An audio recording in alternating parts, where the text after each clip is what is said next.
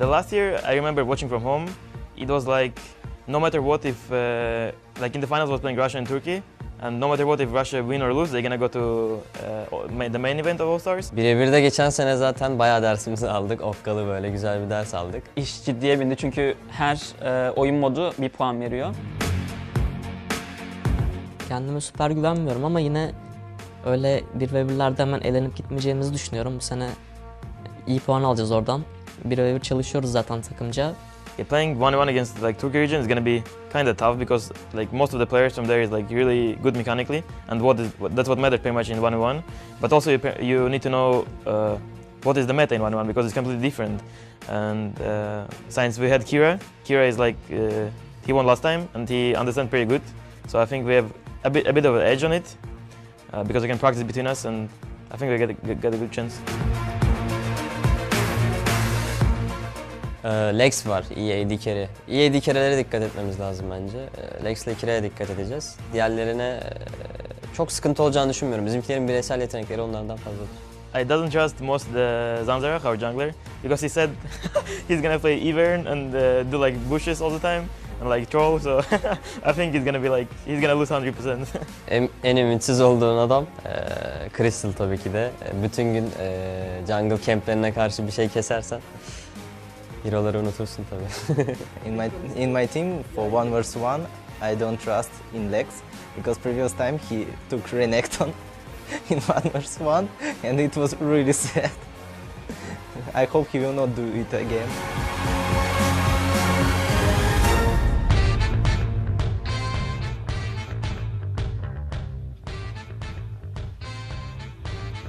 In from the ICE lineup because they really need to band together. Welcome back to the IWCA, coming to you live from Barcelona. We're about to jump into day 2 of our 1v1 tournament. We have CIS and Latin America South up today for Team ICE, while Turkey and Brazil will be fighting on Team Fire's behalf.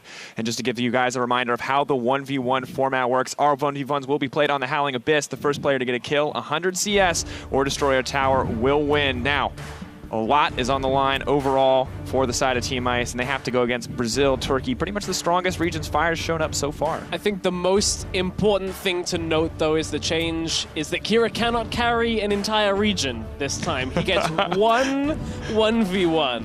So it's not going to be the case that just because Kira knows the map, just because Kira knows the champions, that's not enough for the CIS region. So they need, as you said, to step up as a team. And likewise on the other side then, it's Turkey's chance to finally tie for #1. Japan sitting 3-0. Of course, they were superior in their own 1v1s, and now Turkey get to settle the score if they can take down CIS. All right, guys, what do we think is going to be the make or break here? Do we think Fire can close this out 2-0 overall, or should CIS maybe be able to pull out something? I mean, on the day so far, it's been the bet for Fire, but you look across some of the individual talent on their lineup, especially because they do have Kira there. He's already shown and proven himself, but now it's just kind of a question mark. You know, where does everyone actually scale up 1v1 in individual skill? Well, we'll keep it brief because we got a lot of 1v1s ahead of us, so that's enough from us. The players are readying up for their time to shine on the Howling Abyss, so let's send it over to our casters.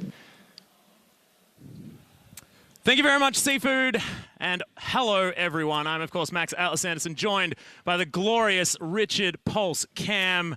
How are you doing, my friend? Are you ready to analyze some sick 1v1? I am. They let me here as a color caster. When I walked to the desk, I actually tried to stand there because it's so weird walking there every day of your life and then walking to this side of the desk actually felt weird, but great to be here. Yeah, most certainly is, and I'm excited to have you here as well because we've got two very heavyweight lineups here at the same time because CIS versus Turkey, like these are the top dogs of both of their groups. Absolutely, and you take a look at like Kira as well. He won the 1v1 tournament last time. He carried his team to All-Stars literally by himself, so we'll see if Kira can do that. A lot of the teams don't seem to have too much faith in their junglers, however. It's just like, they just farm the minion camps all day, so they don't know how to duel anyone. Yeah, I really like the fact that it's sort of Lex's Renekton that was the big problem. And speaking of which, he's going to be starting things off for the CIS region. Of course, Crystal is going to be on the other side for Turkey.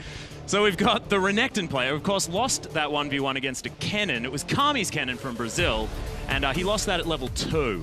Yeah. So things didn't go so well. However, Crystal also not necessarily with you know, a lot of faith from his team. That's true. So pretty down in the tier list. So it's actually interesting in terms of theory, right? It's like, do you want to send out your best players first? Do you send out like a likes of Kira, and then you just blast them, try and get those early points? Or do you send out your meat shields and have them just die first, and then you send in the big guns? Yeah, well, if we go back to what we did in OCE versus EU, we did do a little bit of that. I mean, I was first cab off the rank, and it was definitely not because I was the best player. But you were the superior meat shield. You did take out Cephas, so I mean, you just got 3 points right off the bat. I'm going to put that down on my resume, I think. Superior meat shield. Got it nailed. But we are into the champion select here as Caitlyn and Nasus have already been taken away on the side of Team Ice as Kennen is going to be removed. Crystal does not want to deal with that one. Of course, I would have assumed that Lex would have banned that one, considering the fact that he was knocked out by that. And Rengar is going to be the final ban here on the side of Lex. If I was Crystal, I would BM Lex and just ban Renekton,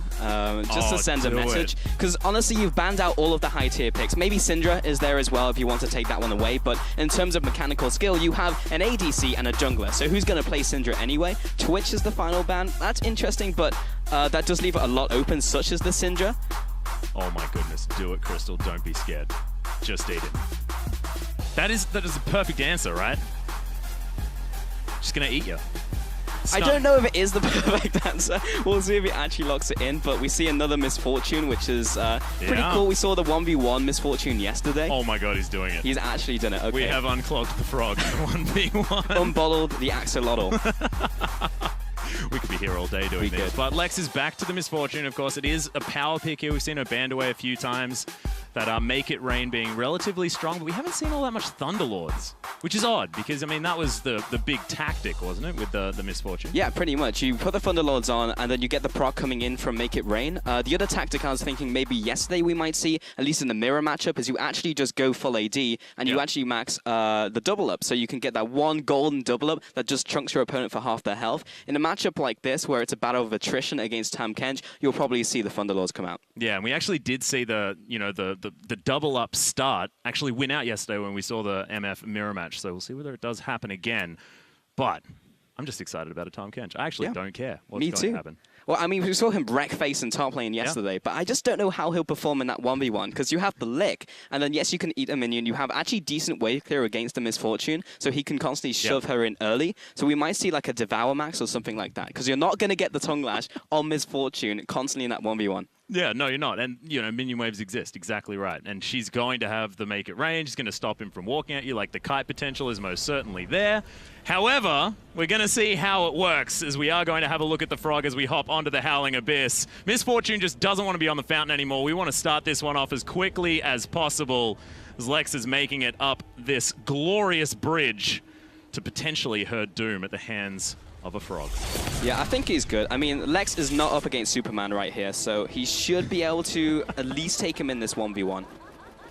How do you know?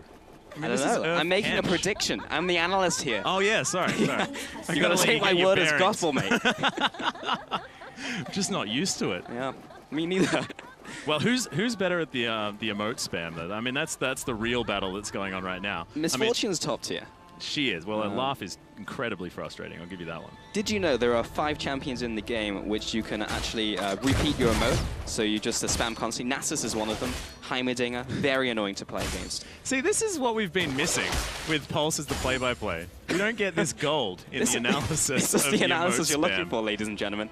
Lex has immediately gotten the control over the minions, though, which is to be expected because you're against Tahm Kench. You want 7 minions, that gets you level 2, but it doesn't matter when you're actually not really fighting over them. So Crystal needs to wait a bit until he actually gets a couple levels. What did he go for? He went for Tongue Lash first, so I would have preferred him to go to Devour here, Atlas, so he could actually push back. But he's having a pretty rough time, so he's going to have to CS under tower. Should be able to get there just fine. Double up not going to find the Tahm Kench as he's just waddling around. And what is going to be the strategy here? Is like Crystal, is he forced to go for some sort of level 3 all-in, something like that? Does he want to hit a specific level? I could imagine Abyssal Voyage is going to do practically 0 on this map as far as getting him an upper hand in a 1v1 scenario. Yeah, that's pretty true, considering his passive was, of course, moved to his actual passive, his innate, so he doesn't need his ultimate. He doesn't get a power spike. Yeah.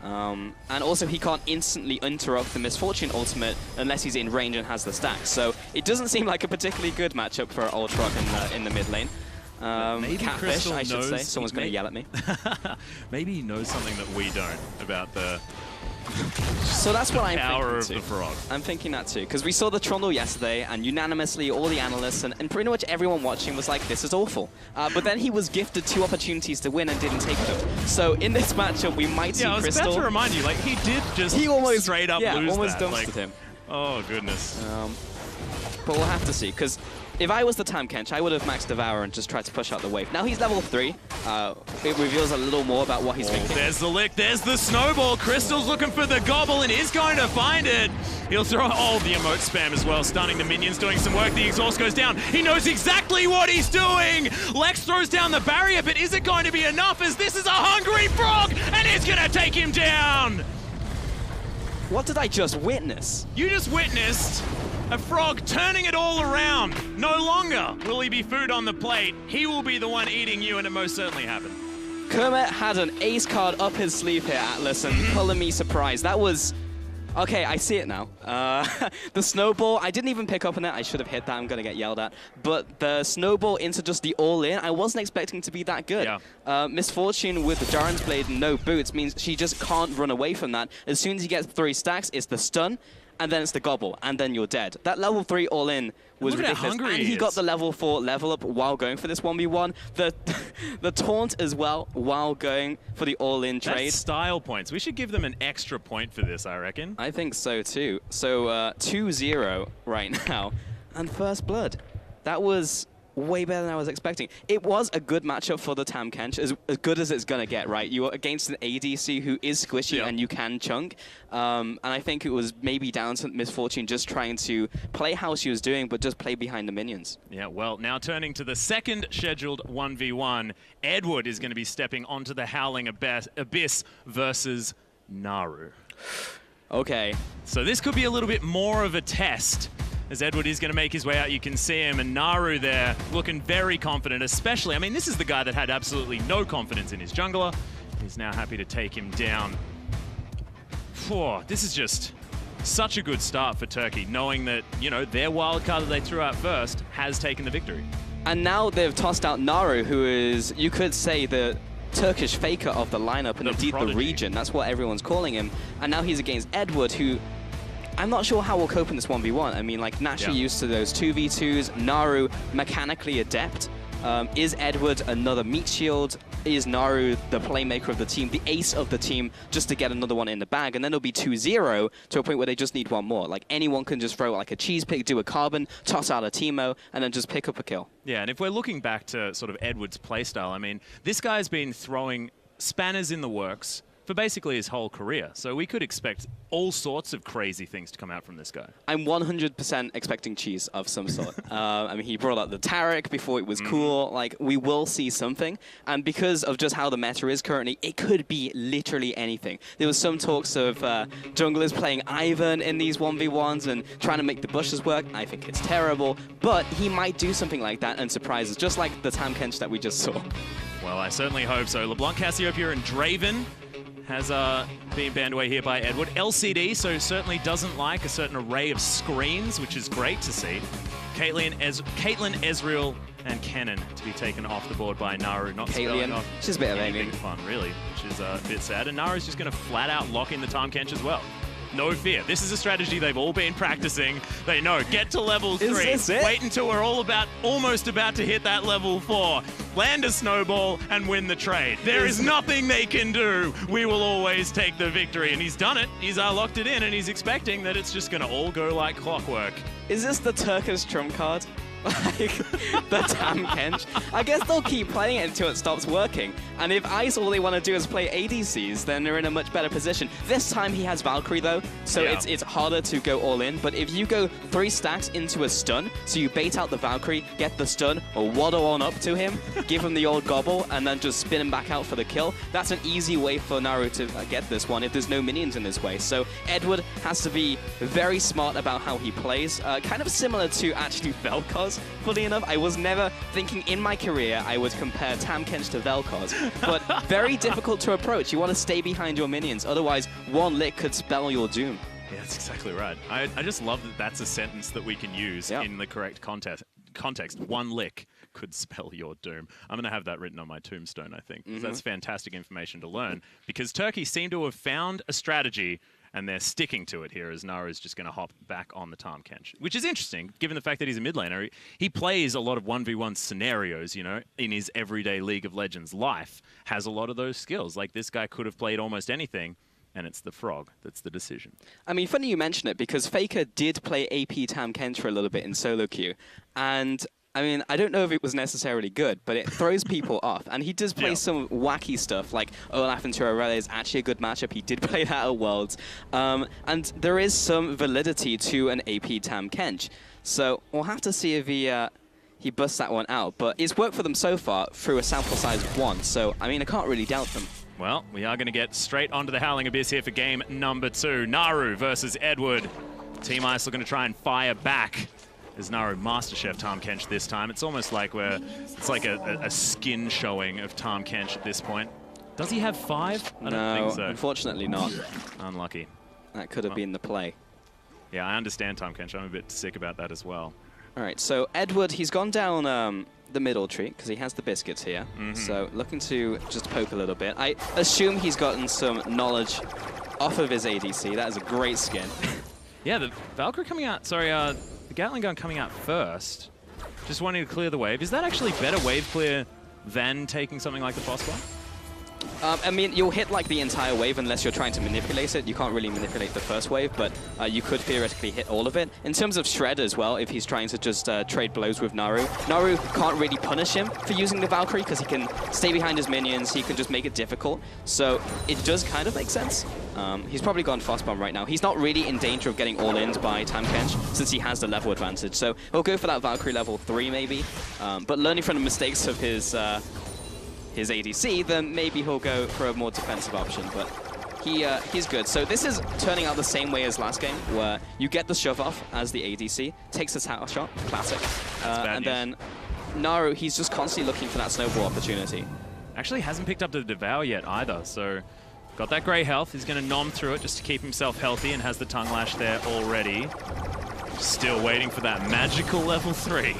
It's worth mentioning that Edward is out-farming his ADC. It was 9 out of 12, I believe, on the first 2 waves, whereas Edward, I think, maybe even gotten all of them so far. So he's already won against his own team. Yeah, this is actually a tryout for a role swap for Edward at this point in time. So right now, feeling pretty good about that one.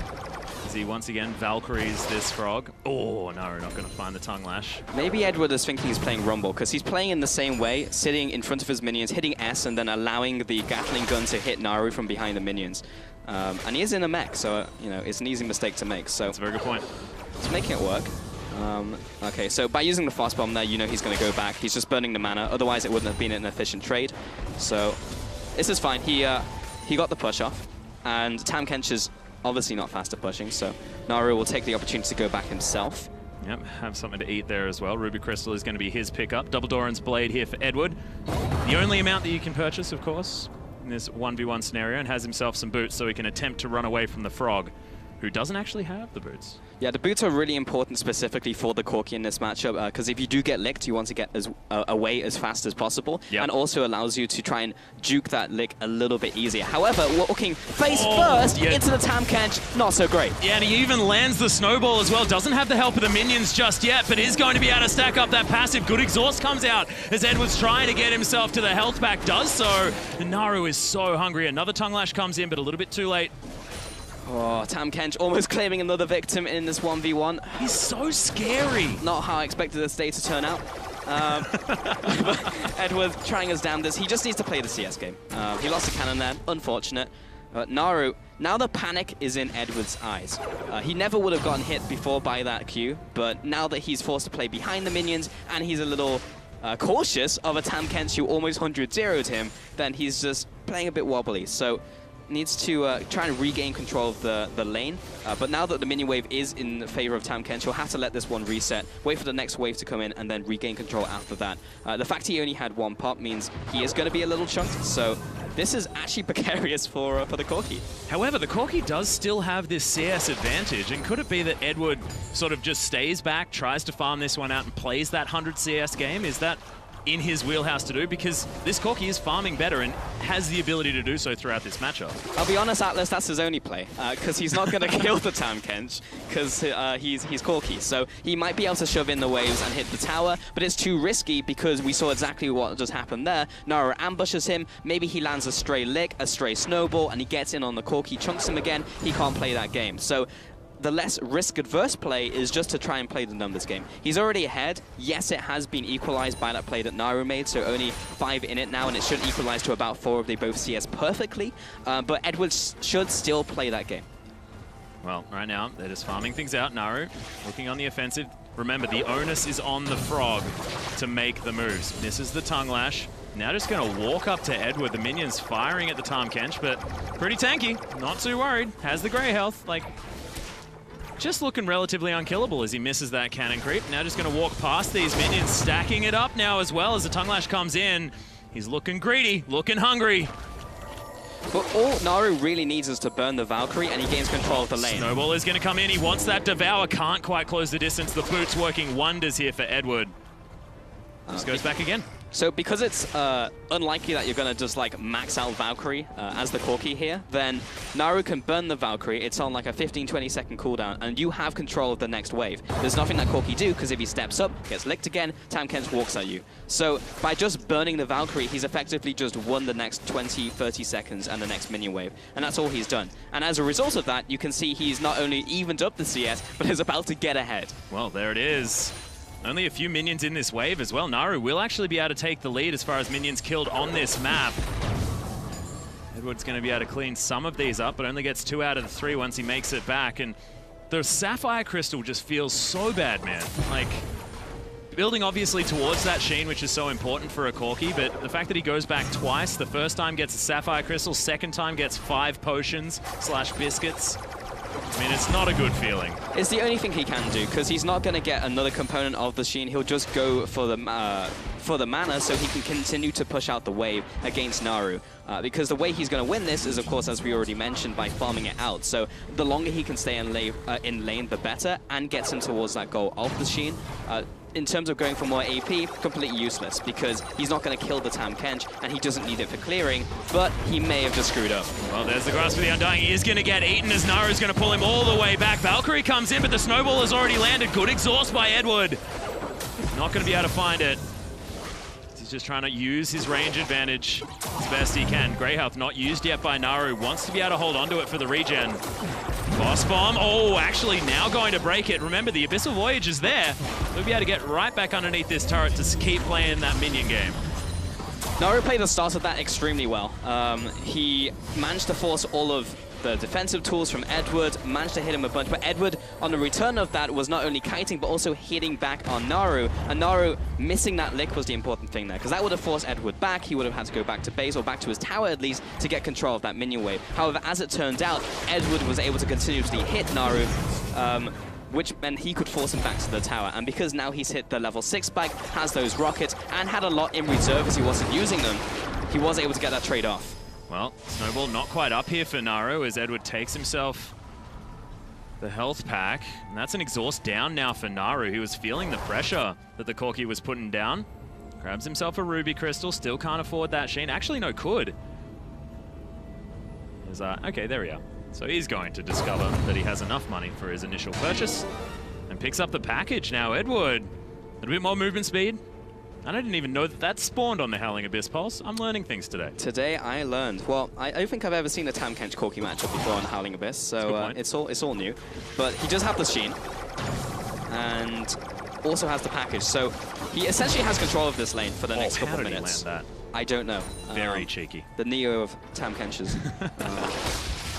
But Naru has to be a little careful, because this is the spot in the game where Edward could theoretically have kill potential on Naru if he chunks him down to, say, 60%. It's not going to be 100-0, but he has to respect it. Certainly has kill potential on this turret as well as Edward, remember, has the Sheen. So the extra tower damage is an opportunity, they know. As Naru's going to go aggressive, package is going to get laid down. Looks adorable here on this skin as well. Shout-outs. Naru's just going to try and grab brush positioning. Edward gets the mana back from the health pot. Yeah, that's a really good shout. The tower is very low. I had noticed from the just constant minions crashing against the tower, and when Naru is also forced back to base. So this puts the onus on Naru to try and get a play off. He has the 3 stacks. He goes in. He has to go for this. Looking for the dive. Yeah, the consume comes in. Naru's going to have to spit him out as Edward grabs another health pack, but is it going to be enough? I don't think so. There's the auto, and the Tahm Kench, 2 for nothing. Unreal. He had 1 shot, 1 opportunity, and the Tahm Kench went in and grabbed it. Absolutely incredible play there, and Tahm Kench now undefeated. That is a sentence that I was not expecting, Pulse, but certainly one that I'm excited to say. And I have a feeling we are going to see a Tahm Kench being put on the bench this time around, because it sort of has to. If it's going to be 2-0, CIS needs to look at themselves as their group of 5 and say, we need a gentleman's agreement. Turkey just seems to think that this frog is the best, and they've proven it twice in a row. And there you can see, give him a lick, tastes just like victory. Incredible play from the Turkish lineup, from the Turkish lineup, yeah, that's the Badger. Exactly right. And look, Pulse, I understand that your brain's getting a little bit rattled because this is twice in a row that we've seen Tahm Kench, a champion that I would never have expected to be the one and only in the 1v1s. But twice in a row he's been victorious. Yeah, I'm not sure how I feel about that. I think we just honestly need to see less ADCs. Yeah, that's definitely true. But we are up to round 3. Zanzara, CIS jungler, is going to be coming out for Team Fire as Elwind is going to take to the stage for the Turkish lineup and Team Ice. And we saw Elwind actually wasn't all that confident as far as that 1v1 potential when we saw that feature earlier on. So we'll see whether he can pull it all together now after his team is already up 2 games. If there was a pressure-off scenario, it is now, Pulse. I mean, he doesn't need to be nervous. Stay calm and just play Tahm Kench. As his team has demonstrated to him, it's just a free win, apparently. Zanzara, like, sending out your jungler now at this point is just like, well, lads, if I lose this one, I'm the person no one really has any faith in, then we've just kind of lost the best of 5. Lot to live up to. We haven't even seen Kira yet. I would have busted out the big guns and said, screw it. We're going to at least get 1 win on the board. Well, this is right. And I mean, if Kira's going to be playing so far down the lineup, they may just flat out lose before he even gets a chance to carry them. Of course, if anyone remembers from 2015, Kira was the champion of the 1v1s. This guy knows exactly what's up. Yeah, he was my boy. I was repping him all the way through IWCI, all the way through All-Stars before he got bopped by Froggen. But until that point, he was doing incredibly well and just understood the game. So this doesn't work like a dungeon atlas. You don't put your raid boss at the end. You want your raid boss at the front. Yeah, exactly right. Because you can beat the dungeon by only doing the first 3 levels. You just leave the butcher down there. Like, who even cares? Like, you can want all the fresh meat that you want, but I'm back up in town just reaping the rewards of my easy win. So we are into champion select, though. Caitlyn, Nasus, and Tahm Kench going to be banned away by Zanzara. Makes a lot of sense. As Rengar and Graves are going to take the bench on the side of Elwind. We'll see what he decides to take away last, and then what we're going to see from the Turkish lineup as round 2 of their picks of choice. Because it seems like together they have a tier list of 1v1 champions. That's actually what I wanted to talk about, because the interesting thing here, Atlas, is we don't really have much of a meta. It's not like X is open, so I'm going to pick it 100%. Lucian's open, okay, bam, going to go for that Lucian. It's what cheese has our team prepared to toss at the opponent? Let's see if it works. That has left Kennen open, as we were talking on the analyst desk yesterday, that Kennen should be a pretty strong pick if Pantheon's off the table, but Pantheon is open, which was actually strong yesterday. So we'll see. Like, Quinn is always good, and that's going to be locked in as well. So this is actually more, quote-unquote, like 1v1 meta and more what we were expecting to see. That's exactly right. Nelwind, of course, being the top laner here. This guy has a lot of experience on the Kennen, so it makes a lot of sense. I mean, it has been a 1v1 top pick of old. We saw him all throughout IWCA 2015. And now Elwind going to pick it up one more time. But Quinn is a champion that has always had a bit of a reputation for being good in those 1v1s. I mean, she has crazy 1v1 potential. She is a lane bully. She's the quintessential lane bully in that 1v1. I see what you did there. In the mid lane and the top lane. Thank you very much, Atlas. I always appreciate when someone appreciates my terrible jokes. But in this 1v1, slightly less in the Quinn's favor. Kennen will be able to trade back, has slightly less range to keep in mind, and his AD numbers have been hit in terms of the base stats over and over and over again. So in pure auto attacks trade, she'll win out, especially with the Harrier and the blind on top of that. But Kennen, if he gets the harass in and Quinn isn't like controlling the lane, that could be a potential window for him, and also at the level 6. Yeah, and Quinn as well doesn't necessarily have the range to outrange the Maelstrom if he is just going to go straight in at level 6 as well. So we'll see whether for Elwind is going to be able to utilize that, just get the auto attacks down. The stuns are going to be coming in left, right, and center. Kennen, that's what he's known for. We'll see whether he can do it. However, on the other side, Quinn, I mean, level 2, you get Vault, you get Blinding Assault, and you can just probably kill someone anyway. Yeah, I mean, you take a look at Quinn, and her spikes are at level 1, level 2, level 3, level 4, level 5, and level 6. So Kennen in a bit of a rough spot. He'll want to maximize his W damage, so he may even go for that first. Actually, he might go for the Q first for the range harass, and then max out the W. In the 1v1 trades, he can just go all in with the E. There are some strategies where you'll max out the E as well second, but I'm not sure if he really wants the resistances or will be enough really to save him in the 1v1, whereas the damage from Electrical Surge will be way more. Yeah, definitely true. As right now, they're just eyeing each other off. Arcticops Kennen, one of my personal favorites, but I don't know why you wouldn't be a doctor. MD Kennen. Yeah, MD Kennen is the best, because trust me, I'm a doctor, you know? You can lead them into a false sense of security. And bam, here's the scalpel. Yeah, exactly right. Well, laning phase is going to start. Zanzara just clearing out the waves, not worrying about hitting the Kenny too much. Zelwyn's going to miss one of the CS. Zanzara doing much better this time. Actually misses 2 of them, unfortunately.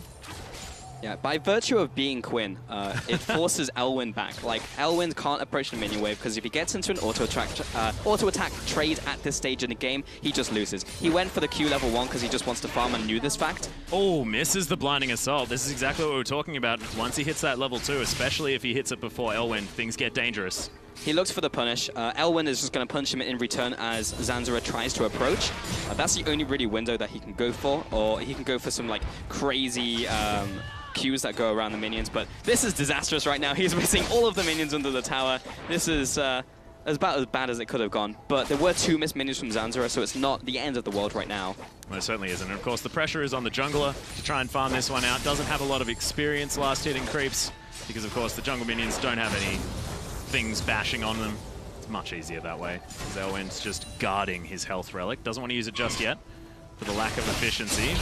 Oh, good stun from Elwind as he goes back, wins the trade. That's nice. It's very hard for him to make that happen, because typically Quinn will just be able to hit you with the Q, but I think he was either down or just about to come up there as Zanzara used it on the minion wave, so it's kind of like a Blitzcrank hook. Like, you don't want to just shoot it out, because as soon as it's down, then it opens up a window for your opponent to go in. Likewise, when Elwind throws out a Shuriken and gets a Mark of the Storm, then he can go in as well, because landing 2 more marks considerably easier as he can just charge at the Quinn. And now that's happened 2 or 3 times, and it's given Elwind control of the lane. Yeah, the other thing we have to look at is the fact that, of course, Kennen's an energy champion. Zanzara on the Quinn is a mana champion, so we'll have to watch out for that mana bar. Elwind certainly doesn't, so all of those spells can just be spammed by the Kenny. Quinn has to be a little bit more careful. However, not anymore. We'll have that full blue bar. He goes back, grabs himself an extra Doran's Blade and those boots as well. I'm looking to hopefully pick up some of these minions under the turret. Additionally, Kennen is very punishing if you force your opponent back, because he can just sweep through the minion wave with his W and E combo, completely clear it out, and then Zanzara is going to miss maybe 2 or 3 CS there. Later into the game, it becomes even worse as he insta-clears it. He can't do that while his opponent's in lane necessarily, unless he has a massive advantage, because your opponent will just hit you in the face a bunch, and then you'll get chunked. But right there, he was able to shove it in and use Lightning Rush to get back to lane. Yeah, he's going to do so. Falling behind 8 CS, though, on the side of Elwind. Zanzara misses that one, but has otherwise been very, very good with this farming. Elwind once again back in the position of guarding this health relic, trying to find his window. Is it going to be level 6? Is that what Elwind's looking for? Wants to get that Slicing Maelstrom. Of course, Zanzara will have the Sky Strike, I guess, after he comes down off Valor, but otherwise, it's not exactly a huge level for Quinn. You can move into the bush. Because there are no wards in this game mode, then you can head into the bush and then try and get like a surprise strike. It's not like an all-in trade, but it's just something else you can add to your combo. Kennen finds it kind of hard to interrupt it out of the ultimate. He has to land the Shuriken, if nothing else. If he lands an auto attack, she's already on top of you, so it's pretty hard for him to deal with that. But as soon as he hits level 6, as you rightly said in Champion Select, Kennen's going to murder you. Because it's just like, oh, what's your offensive spell? You dash further into my Maelstrom. Fantastic. So Elwind's in pretty good shape. And of course, if that Vault does come out, then what do? You just throw out your Q, easy peasy. Skill shot, not even necessarily a skill shot at that stage. Yeah, I feel like the end may have come for Zanzara already, just because he's not being particularly aggressive. He's not looking for a lot of auto-attack trades. That's what he should have been doing earlier into the game, but we're now 5 minutes kind of too late. He was able to get the push in the last wave, so Elwin had to go for that health relic to just burn it, but right now, unless he gets some serious damage in, Elwin's in a position where he can all in. He's got the level 6. Yeah, and he's going to get hit by the edge of that blinding assault, but not too much of a good stun comes out from Elwin, but not going for the all-in just yet. Oh my goodness, the face check as Elwin throws down the ultimate, but can't close the gap. It's a disaster, and that is a huge cooldown now that Elwin will have to wait before going for any other kind of all-in. Okay, that went as well as it could have done for Zanzara. Elwin got the perfect combo on. He put Zanzara in the easiest of kill ranges. He just needed another trade. He could have chased him down, could have popped the ultimate. That's a kill. But now Elwin walks back in again. That's ludicrous amounts of damage. Remember, Elwin doesn't have the defensive summoner spell. Zanzara's the one with the barrier, so isn't as worried as this Kennen, who's now forced back 11 CS behind once this last one falls, and another minion wave for Zanzara to eat up and throw into the turret of the Kennen. Yeah, but to finish that point off, Zanzara played that pretty perfectly. He stayed just on the outside ring of where the Maelstrom was, so he's not going to be able to get in range again. He knew he'd already burned all of Kennen's spells, so he wasn't able to lightning rush in. And then he could just stay on the edge and continue to harass. He's got the farm advantage. He can play the slow now. The only downfall is that Elwin did manage to keep the exhaust and ignite. So if he does get in range for the exhaust, he can use that as a soft gap close to allow himself to get on top of the Quinn for the ultimate. But Zanzara also kept his barrier, so there's a lot of trade-offs to how the next couple minutes can go, but Zanzara has an into this game now. Very interesting that he goes for this Spectre's Cowl pickup as well. Zanzara just looking to play out the long game. Not too worried. Just says, well, I'm ahead in farm. Head in farm by quite a way. That's like more than a full minion wave. This blinding assault comes in one more time. Draws back some distance. Nicely done as the auto trades are winning out here for the Quinn, but good stun once again for the follow-up from Elwin. We'll go and get himself a little bit more healthy. Health packs for everyone. He's going to once again go back. The optimal trades here for Elwin is not to get hit in the face by a bird, but instead to get all 3 marks of the storm down just like that. Yeah. If he can lead with Q and then follow up with an auto attack and a W, perfect. Just backs away. If he gets into an extended trade, I'm talking about 3-4 seconds, Quinn starts to come out on top. Elwin does have that Slicing Maelstrom back off cooldown once again, so that all-in opportunity is there. And this clock is most certainly ticking for the Kennen. Scary, scary times. Zanzara just using that mana bar to clear out as many minions as he can. He knows that the pressure is on to last hit them all very, very effectively if he wants to win this. Because slowly but surely Elwin is coming out the better as time goes on. But still, 11. It's not, that gap isn't closing very fast, Pulse. It is not, but that was a dirty Q coming out from Elwin, and that may allow him to get in here. It's been a couple minutes, so his ultimate is, of course, up. Had he landed one more for the stun, that probably would have spelt the end there for Zanzara. That was a fantastic vault as well, just to make sure that that Slicing Maelstrom was once again not in range. Wants to be able to see exactly what's going on. Good ignite comes in as Elwin there. He's going to close the gap now. No opportunity. Good exhaust very, very late. No, Elwin doesn't get the last auto and cancels the final one, being very scared of that turret. A big smile on Zanzara's face there. He knew he should not have been alive to see another day, but Elwin botches it just at the very end. Was not quite enough. Needed to be a little further forward so he could have just landed the final auto attack, but he gets away with it. Oh, there it is. That is what Tilt is made of, ladies and gentlemen. Exactly right. Okay. Doesn't do so well clearing out that particular minion wave, as the Kennen's going to make his way back to lane as well. Bit of attack speed, bit of damage. Just filling out that variety bucket after the Seeker's Arm Guard has been picked up, which should stack up before the game's over, which is good. You would have to hope. But the important thing here is Elwin has maybe one more opportunity before minions take over the game or his tower dies. Zanzara hasn't got that much damage on tower. It's probably going to come down to a minion game. But Elwin, his all-in is now on his next ultimate. If he doesn't win with that, basically over, because Zanzara will just chunk him down. Sky Strike will be able to just get efficient trades against the Kennen if he abuses the brush. And he has that one shot. Good dodge of the blinding assault. And Medpack going to come up once again. Elwin does have the inside track if he wants to get to it first, and Lightning Rush will allow him to get there, so steals it away. Now 1 minion is the difference as this wave crashes to the turret. Make that 2. Make it 3. That's 4. He's farming very, very well. Misses the last one, but that's only 4 minions. This is very, very close. As far as all the 1v1s that we've had, like, this is probably one of the closest thus far. Zanzaro is really trying to hold on to this series for Team Ice. I think regardless of how this 1v1 goes, Zanzaro has garnered the respect of his team and pretty much everyone watching, because no one was expecting this from a jungler, not even his own team. Yeah. So he has done real well against a top laner. His micro skill is fantastic. Actually wins out on that last trade as well, as Elwind's looking to try and get his way in. Slicing Maelstrom is there, the Vault's down, but look at all this damage. The minions doing work as well, but there it is. No barrier available. Oh, misses the Q, but gets the last auto, and Elwind secures the victory for Turkey. 3-0 in the first 3 games. Dominance is asserted. That was the face of happiness, but frustration for Elwind, as multiple all-ins went awry for him. Zanzaro holding on by the skin of his teeth, but in the end, the all-in from Kennen was enough. Yeah. That literally could have gone either way, depending on how they mechanically played that last trade, but props. I mean, the Turkish lineup just went in. Yeah, just completely ridiculous. And of course, no one was expecting the Tahm Kench, but now the Quinn comes out, played by the jungler. Just ridiculous. I thought that, you know, when Quinn got first reworked, that she was potentially a jungler, so maybe Zanzaro had the same idea. Was for a bit. And has a fair bit of practice, but you can see right now, Elwin turning it all on its head with that last engage.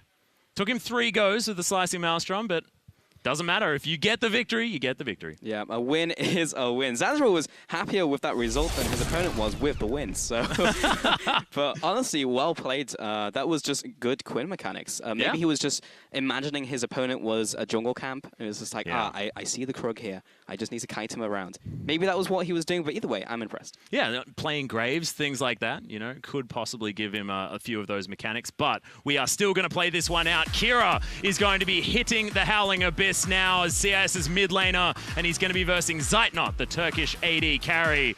And can the 1v1 master himself try and pull Team Ice out of what is a disappointing situation thus far? Man, if I was Zeitnot walking up to the Raid boss himself, I would be crapping it, dude. Like, real Kira, scared. Yeah, real good at League of Legends in the 1v1. In an isolated situation, I would not want to go up against this guy. And you've seen him in interviews. I mean, he's just always cool, calm, collected. Yep. It's terrifying. We'll see. I feel now that, we're 3-0 down, so Kira in Rage mode has been activated. So good luck, Zeitnot. Kira's going to bring the thunder. And you can see right now Zeitnot's face. He's very serene. Underneath that mask of serenity is pure, undiluted fear. I can feel it. He's radiating from the space. Yeah, we can even see him. It's hot in here.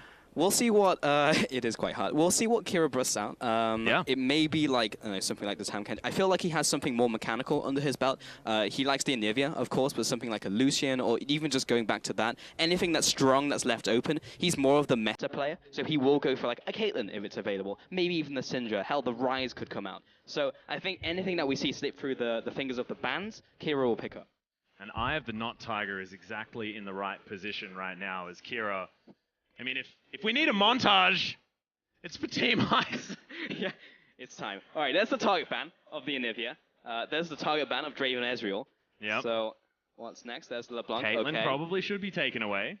As look at Kira, he's calculating.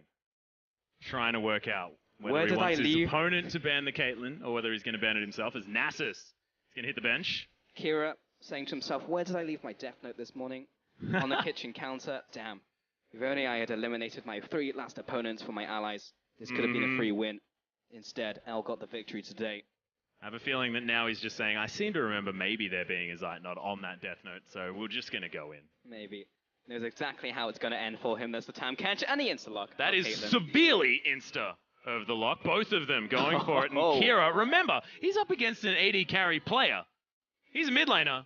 He won most of his 1v1 tournament games, though, playing the Caitlyn as she inevitably slipped through the cracks as the 1v1, I guess, meta developed IWC 2015. Caitlyn, Lucian, maybe. That's what Kira is all about. And yeah, I mean, the meta champion got through the cracks. So he's so ready. He's so ready. He's like, there is nothing but confidence emanating from this man. The readiest of humans. Oh, yes. I'm not even sure he is human. We're about to find out, though. It's a 1v1 machine from the future. come back to exact his revenge. Yeah, he already knows how this turns out. Oh, yeah. He's gonna reverse sweep them. It's like, this isn't how the format works anymore. Bring them all against me. 5v1, let's go. Yeah, that's like that About Time movie, you know? It's like you go through the day and you're all stressed out, and then you do it again, and it's just all calm and it's fine. You can acknowledge the beauty. It's exactly what he's doing, because look at that face, just serene. Already knows that it's all in the bag. Zeitnot, however, on the other side of the rift, you can see him on your screen right now, still wearing that mask. That serenity is most certainly still there. We'll see whether it's actual serenity or whether it is actually the fear that Kira can instill in his opponents, as we are about to hop onto the Howling Abyss for the 4th time. Do have a difference in summoner spells. Kira has gone for the exhaust and heal here versus Zeitnot with the barrier and heal. Kira did typically do slightly different things from his opponents before they caught on, and that did give him a slight edge. So that may come into consideration here. We'll see what masteries they have in a second as they start auto-attack trading. There is a Greenfather's Gift on Zeitnot's side. Interesting. On both sides. Alright.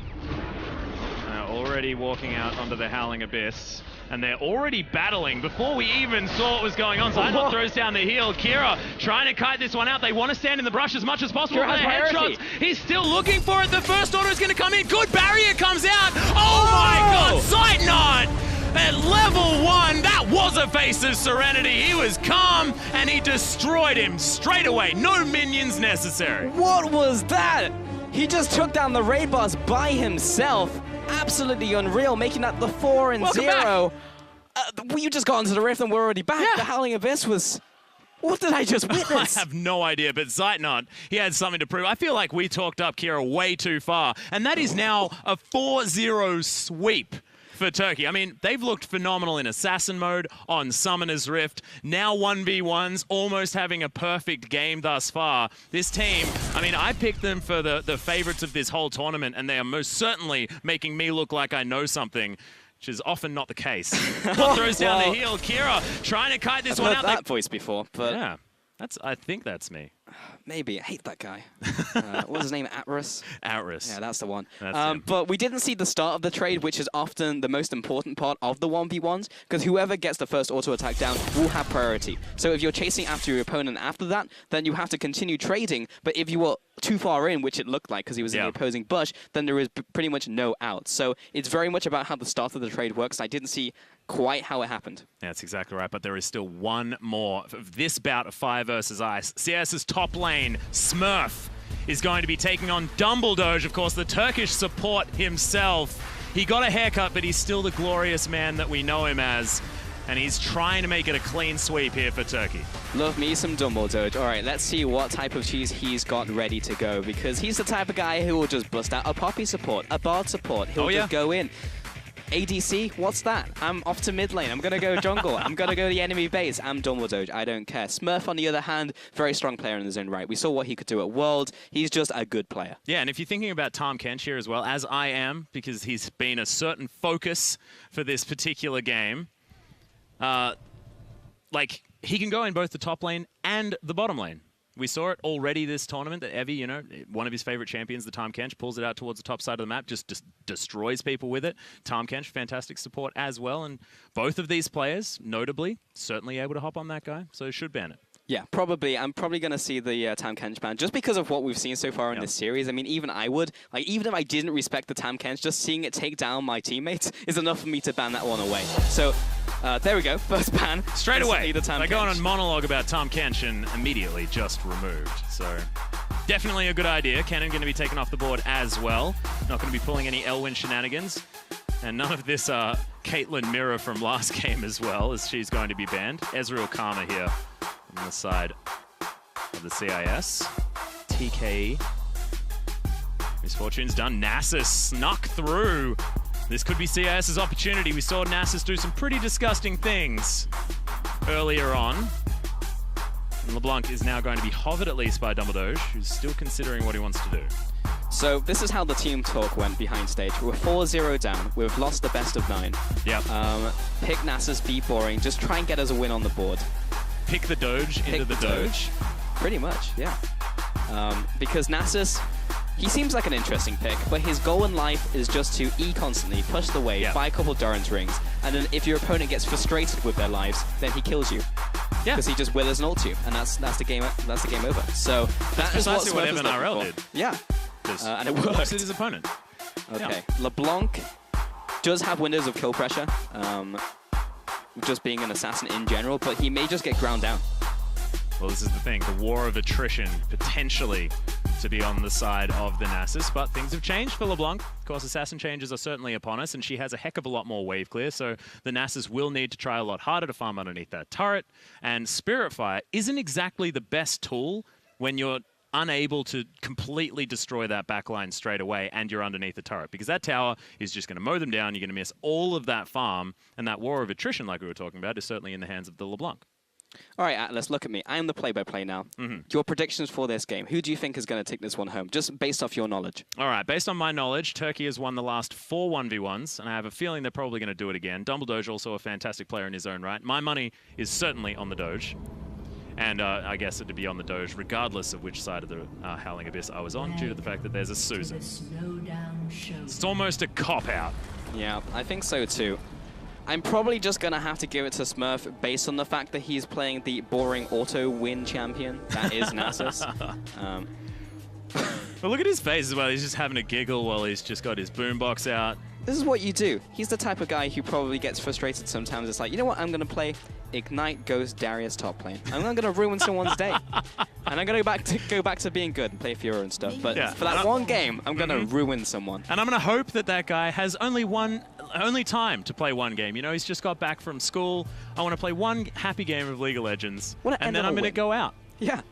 But no, he's against a Ghost Ignite Darius top. And that's not fun. It really is not. It's a good analogy. Dumbledoge seeing whether he can change that. Spirit Fire is once again going to come out. Oh, look at that. The power of the mechanics. Just terrifying. Another Q. Dumbledoge theoretically winning at this point. Can't quite proc his sigil just yet. Yeah, so if anyone hasn't seen it, the play for Nasus is he pretty much outpushes anyone else. I actually don't think there's anyone else who outpushes the Nasus other than maybe Vel'Koz. But Vel'Koz is just a hard champion, so if your name is not Seros, then you probably won't just pick him. So the alternative is just to pray to God you can get an all-in onto Smurf. But Smurf, he's trying his damnedest just to hit minions for his passive lifesteal, and he'll just either wave. And Dumbledoge will have to try and set up the wave to CS it under tower. Which is difficult, but he is doing a fairly good job. This tower isn't targeting the wrong minions. There it is. Dumbledoge just gives up on that one, says, I just don't even care. Gonna eat both of his potions. Look to see whether he can out-pressure Smurf now. Another Spirit Fire under the wave, but Dumbledoge avoids the damage. There's one button that he doesn't have. The Shadow Orb was there with the distortion. Gets the proc. Smurf just levels up, now level 3. It just doesn't look like he's taking all that much damage. Remember, Siphoning Strike's going to give him a bunch of health back as well. Just doesn't seem too worried. Picks up a health back. Good chain by the Doge. I've got to stop saying that, because there's 2. There's 2, there is 2. But Dumbledoge was walking the Doctor, walking him back to spawn. And Smurf will, yeah, just do Smurfing. Double Durance, that's what you do. Yeah, just get another ring. If you like it, put 2 rings on it, I think Beyonce said. That's the saying. Yeah. And he'll come back to lane. He's got the mana regen now, which just amplifies his pushing potential. And the douchebaggery that is Nasus in this 1v1. I think that's where the word douchebaggery came from. Yeah. Is people that played Nasus in 1v1s. I believe so. That there we are. Origin story for everyone. Exactly right. Spirit Fire in there. Siphoning Strike helping him with an auto reset for clearing out these minions. Smurf, you have no excuse to miss these last hits. Come on, man. 5 out of 6 currently. Stack it up. Right. We're playing for late game. 50-minute 1v1. That's the great thing about Nasus when you play this playstyle, because you don't really even need to last hit with Q. Your goal is to max E and just ruin someone's day. Dumbledoge, I want to auto-attack you, but I'm withered, because I just got point and clicked. Well, Dumbledoge decided not to go for another ring. Grabs himself a book instead. So, trying to invest. Get himself towards something like Fiendish Codex, potentially. Smurf not going to get that one procced. Okay, Double Doge is playing this well. He got a couple good trades off, which forced Smurf back, so he couldn't approach the minion wave. Then he got priority on the minion wave and is now forcing it into tower. Smurf returns by taking the health pack, so he's healthy enough to challenge, pushes the minion wave into tower, preventing the freeze. And Double Doge in a slightly less good position than he was a little bit ago, just because of the way that the melee minions are coming in. Oh if no, he had landed that chain, that would have been strong, but Double Doge is getting a lot of good trades off. If he can put Smurf in kill range, which is at this level, maybe around 40-30%, where he can just all-in him with the Ignite, then it's an instant kill. Smurf is aware of this and will go back. What is very, very important to look for here as well is the fact that Smurf is behind in experience. Dumbledoge will be able to get the jump on him with this minion wave as well. So level 6 for a LeBlanc gives her a massive boost in the damage of her combo with that Mimic. So Smurf does have to be very, very careful in that window. Of course, does have the exhaust, does have the barrier if things go wrong. No level 6 to be gained just yet, and misses the distortion damage. Withers there. Spiritfire was doing work, and Smurf just going to walk at the LeBlanc. Shadow Rod goes down, but this is very dangerous. Exhaust's traded. Ignite's still there. Oh my god, there it is! First Blood with a massive Spiritfire and Ice on the board in Game 5. Now 4-1. We can't say clean sweep for Turkey this time, as Smurf gets some of the dignity back. However, it is still a victory for the Turkish squad, who looked so, so good throughout the day and now as well in these 1v1s. Absolutely dirty. If you want to pick up a win and you want to make sure it's not a clean sweep, you just go Nasus. And that's what the team talk must have been behind stage before he went on. Yeah. That's it, pretty much. You play Nasus. That's the Susan rule, everyone. So when in doubt, play Nasus. Certainly don't do it on Summoner's Rift, because that can end up being a little bit more boring. But let's have a look at this victory moment. The exhausts are down, and he just presses E. So the lead up is the important thing here, because LeBlanc was so far down the lane at that point, he was just waiting for the cooldown. And as soon as it was up, just popped it. He was actually hoping for the LeBlanc to kind of corner herself between the tower and him, and depending on how far back he got. But as it turned out, he just placed it down, and a couple of ticks was enough to finish off the LeBlanc. Yeah, just fantastic play. But to hear more from the Team Fire victory, Hingers is standing by with Dumbledoge. Thank you, Atlas. Yes, I am right here with Dumbledoge, and unfortunately you didn't get your win in the last game, but your team did go 4-1 in that series. And now that it's over, I want to ask you, how did you go about drafting yourselves into that 1 to 5 order? Who went first? Like, was it best player first? How did you feel it went? Well, we decided to send the worst player first, which is Crystal. And we were thinking that he was just going to lose. And we were hoping that they were going to play with their best player. But it didn't go that way, actually. Crystal won, so it was quite surprising. So you sent him out as a sacrificial lamb? Yes. Yeah. Also, what about the Tom Kench play? Talk about that. Did you guys pre-decide that going in? Yeah, we practiced some game 1v1, and we found out that Tom Kench is really strong. Yeah. So 2 players decided to play him. Yeah, excellent stuff. And finally, I want to know, this is 2 wins for you guys today. You're feeling confident. How do you feel about the rest of the tournament going forward? I'm excited for One for All. We didn't decide what champion we will play yet, but we will decide today. And I'm hoping that it will be fun too, as much as other games. Excellent stuff. Thank you so much for chatting with us. Congratulations on the win. Good luck for tomorrow. And I'm going to send it over to Sifa right now to break down the game. Thank you very much, Hingers. An exciting set, to be sure. Now, interesting champion select coming out. Definitely benching the Kench appears to be the appropriate strategy. We saw in those first 2 games, Tom Kench being overwhelmingly powerful. I mean, what makes this champion so effective in these 1v1s? I think it's mostly the snowball. I think that summoner spell, just gives you the opportunity to catch up to the enemy, which normally you wouldn't have that mobility spell to catch up to someone, and you basically just sit on their face, get your stacks going, get the W, and you just do so much damage together with your grasp.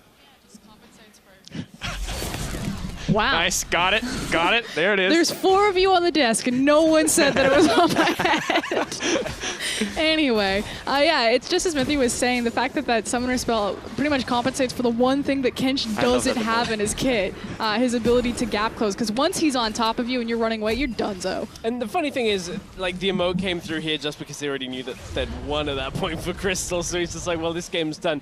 We saw 2 different victories come from Tom Kench, because this one was way later in a do or die kind of situation.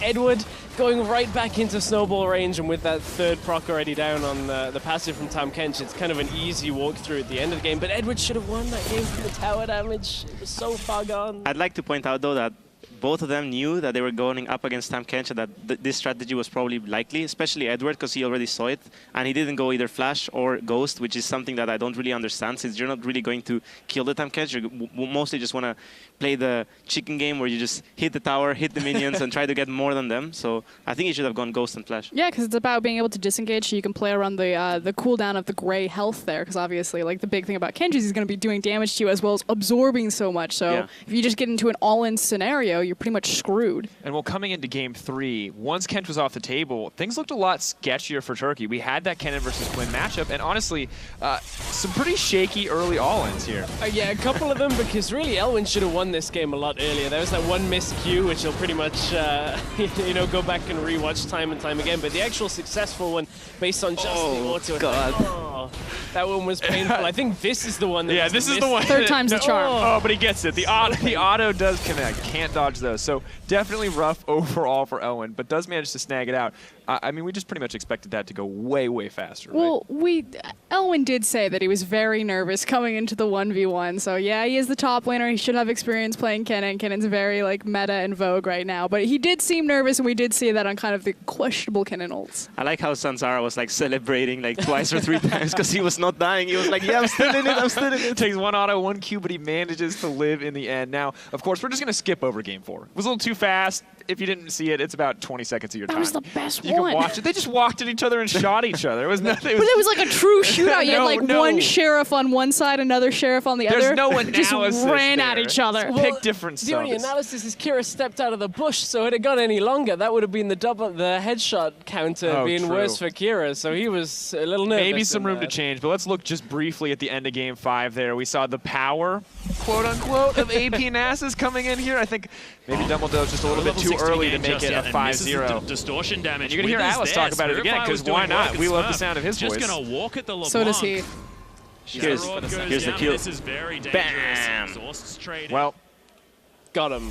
Got him. Got him. Got a little bonus Atlas on the desk as well, so that's pretty exciting. So, you know, at this point, Nasus, Tahm Kench both look like pretty good picks. Nasus mostly banned today. Do we expect those to be top tier throughout the rest of the 1v1s? I expect Tahm Kench to continue to be banned, but I think there's still options available for dealing with Nasus. I think there's counterplay to Tahm Kench, but to Nasus it's even harder. I think this is just so like completely the other way. It's just so annoying because you just push the wave and ignore completely what the enemy champion can do. And I think he didn't even play the matchup as properly as he could have, because the new LeBlanc has a delay on his W, so you can basically just every time LeBlanc jumps on you, you can just like cast your spell before it hits you, and you can always hit Q on the LeBlanc as soon as 3 Ws on you. See, this is what I challenge, though. I feel like, and this is hard because it's blind pick, so maybe from this perspective, the Nasus will consistently be the top tier one, because if you pick Orianna and you just take your...